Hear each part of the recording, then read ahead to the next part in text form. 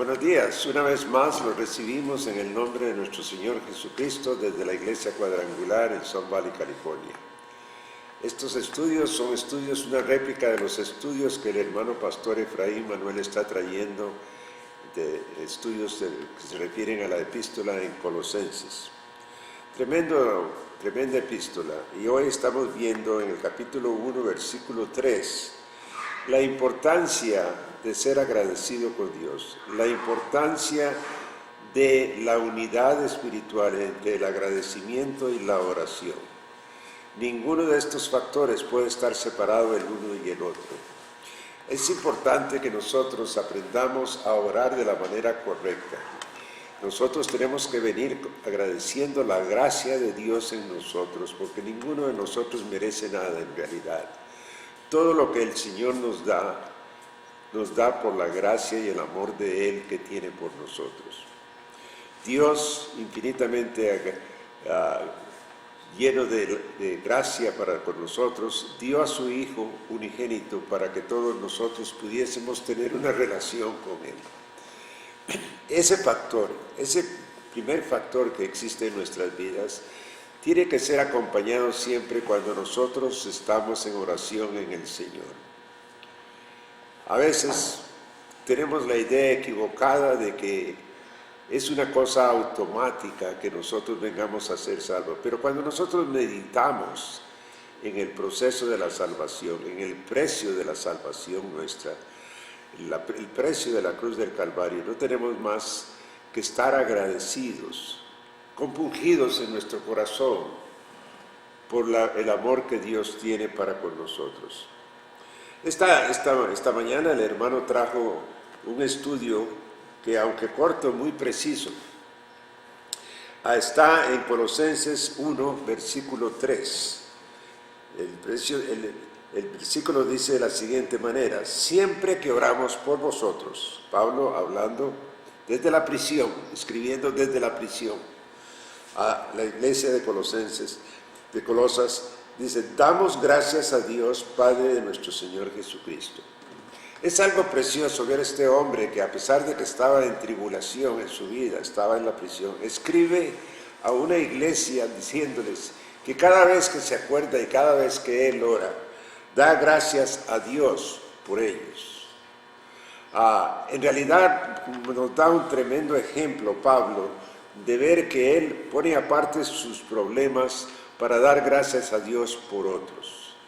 Es un cuadro de Cristo Jesús en él. Es un cuadro de que vemos cómo el Señor, a pesar de toda la tribulación, lo único que pensaba era en el propósito que Dios le había mandado a tener. Esta mañana el hermano Manuel propone el principio de que nosotros debemos dar siempre gracias en el momento en que nosotros nos dedicamos a oración. Volvemos a repetir, el principio de unidad espiritual está aquí una vez más. El principio de que no puede haber separación entre la oración y el agradecimiento a Dios, no solo por lo que Él es, pero por lo que ha hecho y está haciendo en nuestras vidas. El principio puede ser explicado de tres maneras. Estar constantemente agradecido con Dios, siempre estar agradecido con Dios. A veces nosotros no entendemos la tribulación por la cual estamos pasando, el proceso que el Señor permite que nosotros pasemos. Y debemos dar gracias en todas circunstancias. En todas circunstancias el Señor tiene un propósito para con nosotros. Esa es la belleza de tener una vida de oración. Cuando usted y yo venimos dando gracias a Dios por la prueba que estamos pasando, venimos a sentir el alivio espiritual que Dios nos da. Dice la palabra del Señor: por nada estéis afanosos, pero en ruegos y en oración vengamos a traer todo delante de Dios. Más adelante voy a explicar el resultado de esa actitud. El agradecimiento en nuestra manera personal de pensar en la carne, si se puede decir, o sea, antes de conocer a Cristo Jesús. Nosotros siempre nos preguntábamos por qué la razón de que teníamos que pasar por aquella prueba. No entendíamos cuando alguien de la familia o en el trabajo o una enfermedad venía a ocasionarnos tribulación y prueba. Pero aquí Pablo está haciendo ver que nosotros debemos constantemente dar gracias. El apóstol Santiago también habla de lo mismo. Dice que estemos gozosos cuando nos encontramos en diversas pruebas. Pero las circunstancias que nosotros estamos pasando tienen un propósito. Voy a enfatizar esto nuevamente. Las circunstancias por las cuales nosotros estamos pasando tienen un propósito que nosotros al principio no podemos ver con el intelecto, pero tenemos que aprender a ver por medio del Espíritu Santo. Ahora, el segundo paso que Pablo trata de poner es el siguiente, que nos venir a la realización de que tenemos una amplia vía de comunicación, una colosal vía de comunicación, por así decirlo, un canal de comunicación entre nosotros y Dios Padre por medio de Cristo Jesús, Señor nuestro. Tenemos que venir a reconocer eso.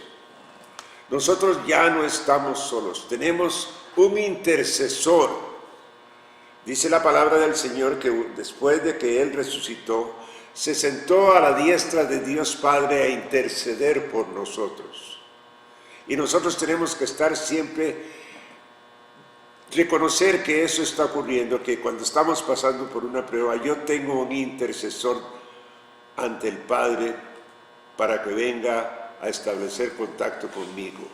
No solo Cristo Jesús es el intercesor, pero tengo el poder en el Espíritu Santo de venir a poder analizar y de poder venir a reconocer errores que yo haya cometido o situaciones que estoy pasando que vengo a entregar al Señor.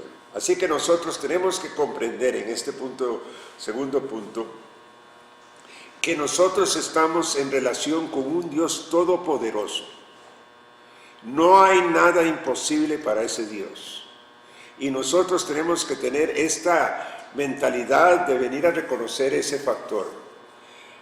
En el Evangelio de Mateo, capítulo 14, versículos 19 y 20, la palabra del Señor dice: entonces mandó a la gente a recostarse sobre la hierba, y tomando los 5 panes dio gracias, y levantando los ojos al cielo bendijo y partió y dio panes a los discípulos y los discípulos a la multitud. Versículo 20 dice: comieron todos y se saciaron y recogieron lo que sobró de los pedazos, 12 cestas llenas. Hermanos, yo quiero que usted y yo comprendamos que nosotros no podemos darnos el lujo de leer este pasaje sin comprender y realizar de que lo que ocurrió ese día era imposible.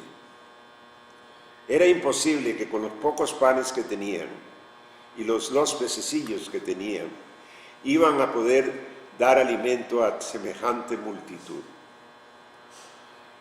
Así como este caso, nosotros tenemos que comprender que no importa la multitud de problemas que nosotros tengamos, que no importa cuán grande es la necesidad que nosotros tenemos, el Padre Celestial a través de Cristo Jesús hace vernos a nosotros que Él es un Dios todopoderoso y que no hay nada que Él no pueda hacer por nosotros, por lo cual nosotros tenemos que vivir en constante agradecimiento para con Él.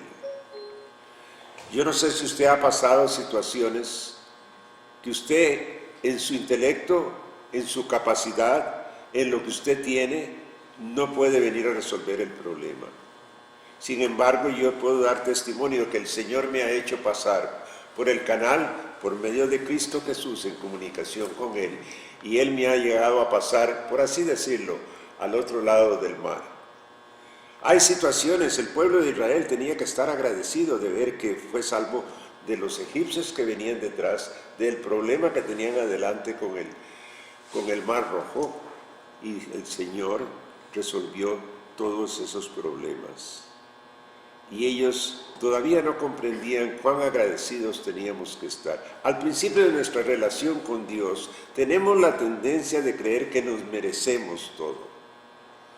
Pero tenemos que venir a cambiar nuestra actitud. El Espíritu Santo hace eso por medio de la oración con agradecimiento y el estudio y la meditación de la palabra. El tercer punto que quiero hacer ver, que el hermano nos trajo, es cómo es que nosotros podemos orar por otros y al mismo tiempo estar agradecidos por lo que Dios está haciendo en otros hermanos. Pablo, en Colosenses 1:9, dice lo siguiente: por lo cual también nosotros desde el día que oímos, no cesamos de orar por vosotros y de pedir que seáis llenos de conocimiento de su voluntad y de toda sabiduría e inteligencia espiritual. Este versículo tomaría toda una enseñanza, pero lo que se quiere enfatizar es esto: la actitud de Pablo. La actitud de Pablo, vuelvo a repetir, él está en prisión. De decir, desde que el día que ellos oyeron de ellos, de los colosenses, empezaron a traer oraciones para interceder por ellos con agradecimiento de lo que Dios estaba haciendo en medio de ellos. Pablo comprendía exactamente lo que él estaba haciendo. Pablo había entendido la gracia de Dios, que es algo muy importante de venir a comprender. Él tuvo su experiencia ya en el camino a Damasco. Dios tuvo misericordia de él y él comprendía que él no merecía la misericordia. Vamos a traer esto a una conclusión. Nosotros debemos traer siempre todo al Señor con acción de gracias. Permítanme leerles lo que dice Filipenses 4, versículos 6 y 7. Por nada estéis afanosos, sino sean reconocidas vuestras peticiones delante de Dios en toda oración y ruego, con acción de gracias. Y luego dice, y la paz de Dios, que sobrepasa todo entendimiento, guardará vuestros corazones y vuestros pensamientos en Cristo Jesús. Indudablemente Dios es nuestra paz. Indudablemente cuando venimos con acción de gracia y entregamos la carga a Él, Dios nos llena de paz. Para finalizar, en 1 de Tesalonicenses 1:2 dice lo siguiente: damos siempre gracias a Dios por vosotros, haciendo memoria de vosotros en nuestras oraciones. Quiero dejarlos con una interrogante. ¿Está usted agradecido con el Señor por lo que está haciendo en su vida? ¿Está usted incluyendo acción de gracias en sus oraciones? ¿Está usted dando gracias por otros hermanos que están siendo tocados y edificados por medio del Espíritu Santo? Es una dimensión que tenemos que añadir a nuestro caminar con el Señor. Nosotros ya no somos independientes, somos cuerpo de Cristo. Y tenemos que aprender a estar preocupados, a pedirle al Señor que nos muestre cuáles son las necesidades de nuestros hermanos, para traerle en oración y ruego a Él, dando gracias por ellos, porque sabemos que la gracia de Dios sobreabunda para bendecirlos y para venir a traerlos a la realidad y a la verdad que es en Cristo Jesús. Esperamos que usted venga a ser como se sugiere en este estudio, una persona agradecida, no a la manera del mundo, agradecida infinitamente por la gracia de Dios en su vida. Que el Señor los bendiga.